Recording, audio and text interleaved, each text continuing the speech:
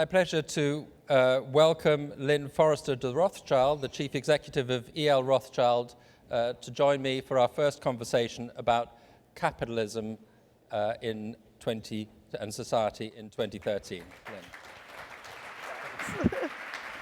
Thank you. Well, Lynn, I should say, apart from being Chief Executive of E.L. Rothschild, is also a director of The Economist and also co-chair of the Henry Jackson Initiative on Inclusive Capitalism, and that's where we're going to start.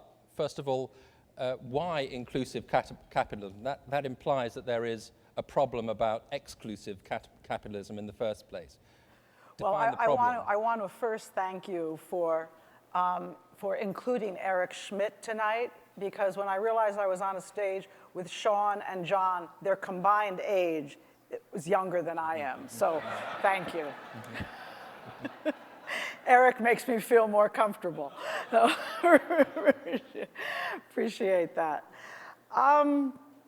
So the Henry Jackson Initiative on Inclusive Capitalism is a transatlantic, private, bipartisan group that got concerned about the feeling that maybe most people, or that too many people, were thinking that capitalism was collusive capitalism. And those of us who were born in the 50s or 60s, and there aren't many of us in this room tonight, we grew up believing that we could work hard, play by the rules, and anything was possible. It was called the American Dream. And George Carlin recently said it's called the American Dream because you have to be asleep to believe it. And we actually think that it is very important to acknowledge that capitalism has beaten planned economies as the way to move people out of poverty and improve lives. 700 million people since 1980 have been lifted out of poverty largely through one sort of capitalism or another. But at the same time, we have to admit that capitalism in the Anglo-American sense has gone off the rails a bit. And for us, exhibit A of that is the inequality rate. Since the 1980s, when I graduated from law school and entered the workforce, my dad worked 2 jobs. He put 4 children through college and law school and said, "This is America, you can do whatever you want." I had that experience. But since 1980, the top 1% have had an increase in their income of 275%.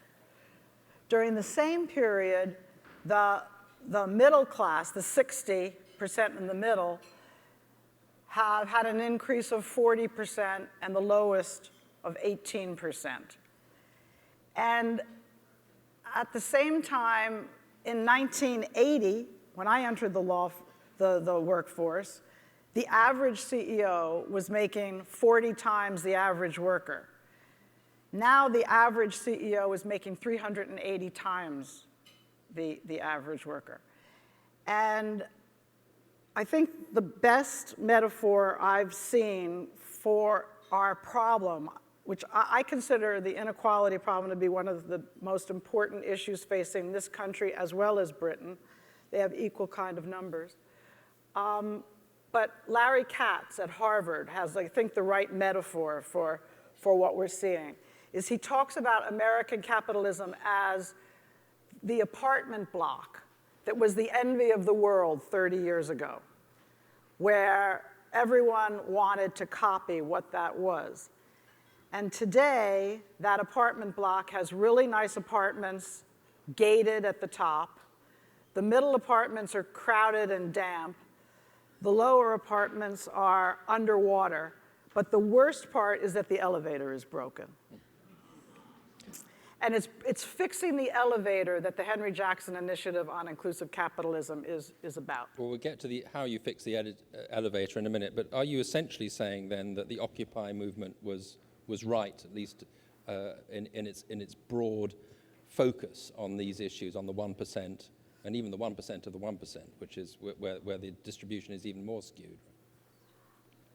I think their fundamental, we are the 99%, is correct. I think marching in Zuccotti Park might not be the solution, but that's why we formed the initiative, because we're not politicians, but we're the private sector. And we believe that there are things that companies and individuals can do, and that's what we can talk about if you want, to increase the possibility for people to benefit, for more people to benefit from our capitalism.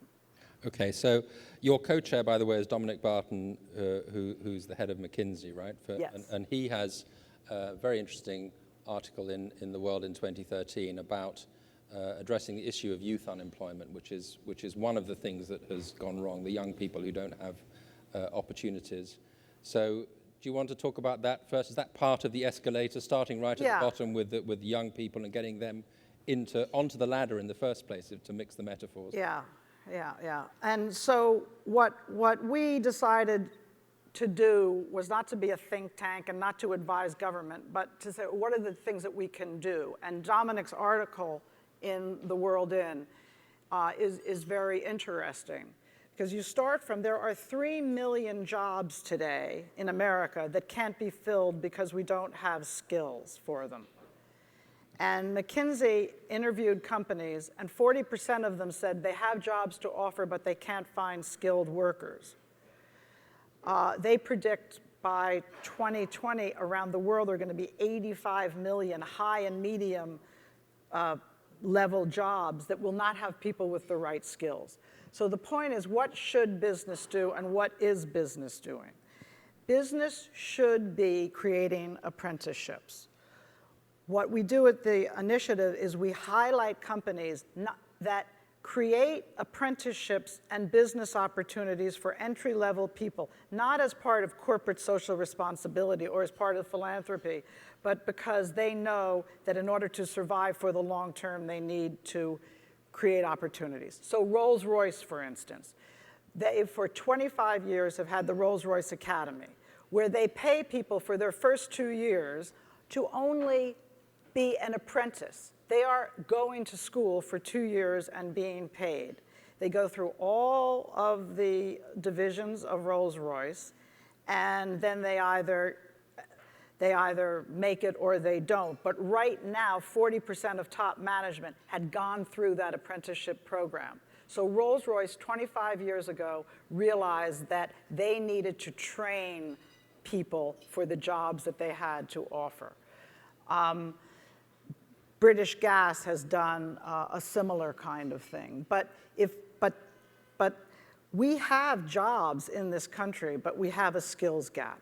So one of the things that the initiative talks about and continues to showcase other companies that do work in this area is how to train people for the jobs that are available. It seems sort of so obvious that you would train for the jobs that, or companies would train a workforce to have the skills that they actually need. So why do you think it isn't happening already? Well, it's definitely not happening. We are not training, and in fact, some people, we had a launch of the initiative here. Some people in this room were there. Larry Summers gave a perfect example of how we're not teaching for the skills that we need. Are there any surveyors in the audience? Oh, very good, John. I'm glad we have one surveyor. So we have one person who is actually able to use the trigonometry that we all studied to get into college. But none of us, before we got to college, had to study probabilities. Oh, I see another surveyor back there. Had to study probabilities. And yet, every day, how probable is it that we're going to go over the fiscal cliff? How probable is it that the Dow's going to go there, here or there? So we, for a long time in this country, have not been training for the jobs that are available. And in fact, you have another very interesting article in the edition about Michael Porter did, surveying for Harvard, surveying where we stand in a comparative sense in the world, and our education, our K through 12 education, is below a lot of the rest of the world. Okay, so young people is one area of focus, one part of the elevator fixing. A second area that you focus on is small businesses or small and medium businesses. Why does that need to be a particular area of concern, and what can be done about it? So we're highlighting what big companies can, should, and are doing for small and medium enterprises because first of all, if you're thinking for the long term, you want to broaden your base of suppliers. So we think business in its own interest should be seeding and encouraging and helping small and medium enterprises. An example of this is IBM. IBM, granted through its foundation in the first instance, gave a $10 million grant to create the supplier connection. They created an internet-based place where companies with smaller than $50 million dollars of revenue could log in and apply to supply different things, from pencils and papers to widgets and corkscrews, whatever it is. And IBM brought in UPS, AT&T, JP Morgan, about 20 companies that put their needs onto this website so that small and medium enterprises can expand their businesses. Small and medium enterprises account for the largest percentage of job growth in our society, but it is our obligation to encourage them and help them thrive. So, but there's also potentially a conflict for the large companies that they create their own future competition. If the medium-sized companies get too big, but you're relaxed about that, or you think they should be relaxed about that? I think so. You think IBM? We'll ask Eric how he felt when Facebook was a small company. Okay. Now the third area that you focus on is corporate governance, and where part of the issue that has been much talked about is an excessive focus on short-termism. You think that a longer-term focus might be horizon, might be more inclusive and help bring more benefits to society as large. Right. In the way that we're saying corporations should invest for the long term by investing in education that's needed for its future, by reaching out to small and medium enterprises. We also need the activity of the investor base to say, we are going to invest in companies that think this way, that have a sustainable view of the world, that view their obligation to all of their stakeholders. And in this we call it pathway, we have on our task force Jim Leach, head of Ontario Teachers. They make it very clear that they measure a company by its long-term commitments to the entire ecosystem of its business. The pension plan of Holland does the same thing. And then you have CEOs who are on board, like Paul Pullman from Unilever. He stopped giving quarterly earning reports. He said, if you're interested in long-term growth, if you're interested in sustainability, if you're interested in a company that takes care of all of its stakeholders, buy my shares. If you're not interested in those things, you're a perfectly nice person, but buy someone else's shares. And we think that in order to have corporations do the right thing, we need investors to do the right thing and create a virtuous circle of inclusive capitalism. And no, I was just going to say the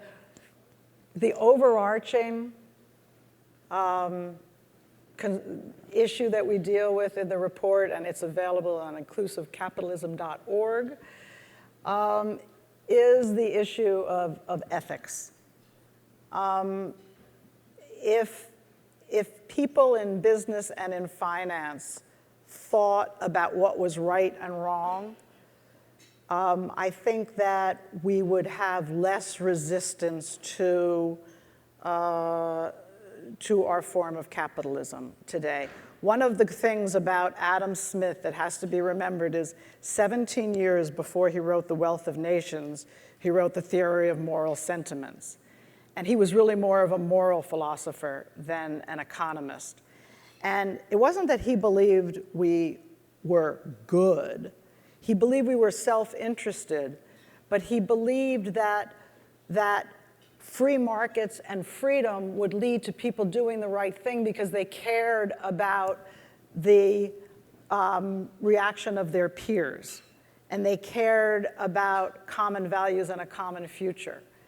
And I think one of the things that we've seen since the 80s is from greed is good to, just incredible opulence beyond what anybody can really justify, that we've lost that sense. And like our parents, they were the greatest generation, and they sacrificed a lot for us. And sometimes I feel like we're going to be the greediest generation if we don't get this right, if we don't just give people opportunities to get on the elevator. This is the heart of the problem, isn't it? Because how do you actually ensure that this really happens? Because all the way along the period that you're describing, there have been people who've preached ethics in business as well. There's been a big rise of at least rhetoric about corporate responsibility that has actually was reaching a crescendo just as the economic crisis hit.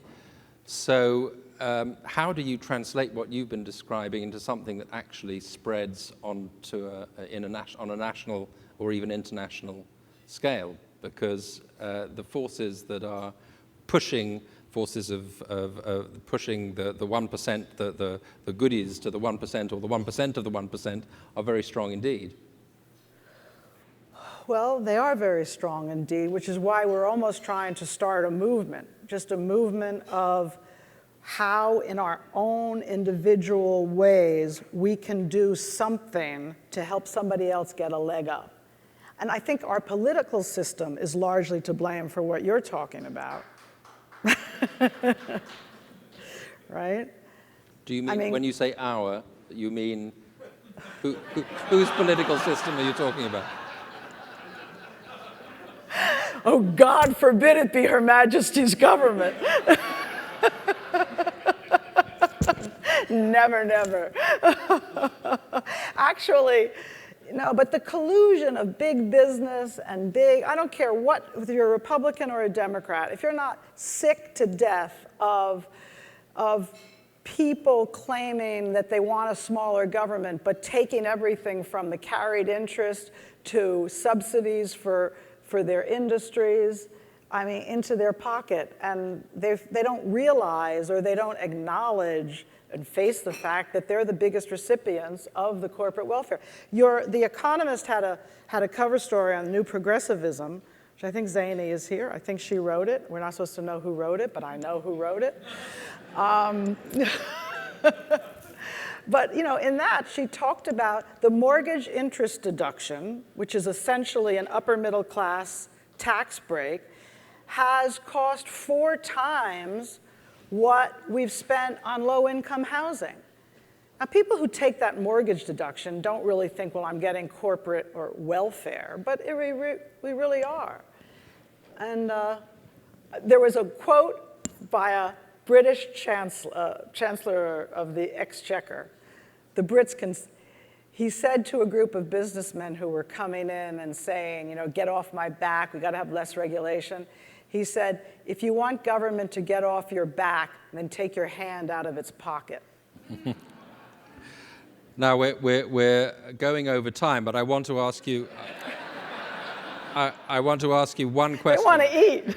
Yep. One question though, before we do eat, because it's a good one from that's been asked by someone, one of the tables, which is, what is the role of women in the inclusive capitalism? So thank you for asking that, because I should have asked before, but it's not inclusive if you don't include half the population.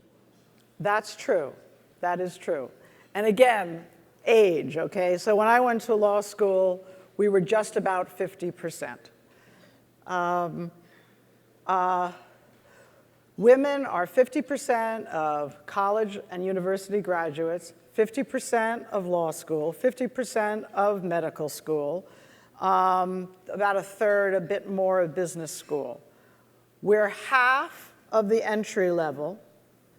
We are half of mid-level. We're 35% of the Federal Reserve Board, but we're 14% of corporate boards on the Fortune 500. We're 3% of CEOs in the Fortune 500. We're 17% of Congress. So there obviously is a women, most powerful women, and I think Patty Sellers from the Most Powerful Women issue is here someplace, and she probably asked that question. I have a sort of not politically correct view on this issue, which is I think women should stop whining, and I think it's time that we just, in my experience, women decide not to go often. Yes, there are obviously, stereotypes against us, but we can fight against it. And in the world in 2013, I imagine that The Economist will be reviewing Sheryl Sandberg's book called Lean In. And she's telling women, we can make it to the top. There's nothing that is in our way except ourselves. And I mean, it's not nothing, but I think that if we look within ourselves and we're ready to make the sacrifices that anybody has to make to get to the top, we can do it. I recently was with a group, a squadron, that received all sorts of medals coming back from Afghanistan. And one person in the squadron was a woman. And the person interviewing the soldiers said, well, how do you feel about having, a woman as your commander? And the soldier said, actually, it doesn't occur to us. We just think of her as a soldier. And I think that we can push ahead, we can make it. And as you know, in Europe, this is a very live issue at the European level. There have been moves to have quotas by legislation for women at the boardroom level. Some European countries, Norway is one, actually have that. I take it from what you're saying, you're against quotas of that sort. The quotas are really an uncomfortable thing for Americans. You Europeans are more comfortable with them.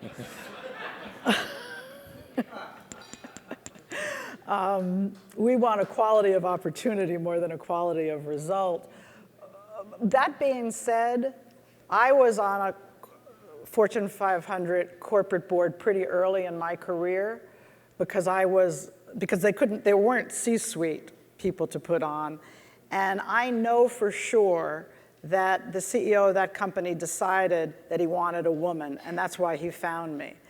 So how to get people to think about a woman is very important. And there's another thing that happens, and I've been on several boards, and I'm on a couple now.